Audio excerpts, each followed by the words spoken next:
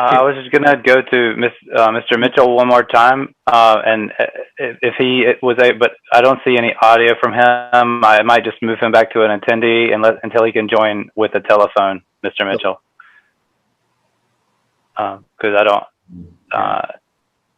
His audio is completely off at this time. So if you could join with the telephone and use the prompts to raise your hand, Mr. Mitchell, we can try to take some testimony in a little bit. Right, so let's, I know I said 30 minutes initially. We're almost at 6:30, so we'll do another 10 minutes. We'll have a hard stop at 6:30 and then continue with the agenda that's the item that's on the agenda. Okay, we have a Carlene Fonseca has been promoted and may unmute themselves. Welcome, Carlene. Hi, good evening.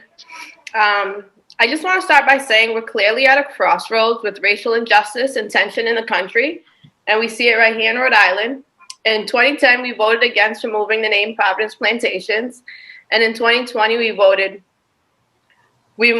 to remove it. Times are changing, our demographics are changing, our needs are changing, and we need leadership that will reflect that change. The firing of Jose will be a clear insult to our community. We need more transparency and more accountability in our community. We hold our youth accountable. We hold teachers accountable. Why don't we hold those tasked with protecting our rights accountable? We cannot cover up bad acts by bad characters, and this doesn't only go for officers. It goes for all human beings. Yes, we're angry, and yes, our community is hurt, and rightfully so. History has always been against people of color.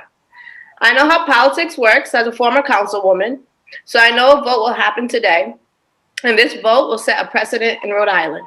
If you fire Mr. Batista, this will show that you don't care about our lives and the rule of law. This is not the opportunity to divide the board, the ED, and the community further.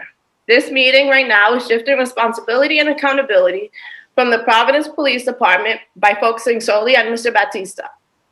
This should be a message to the board to change the way you do your business and change the way police and community interact with each other.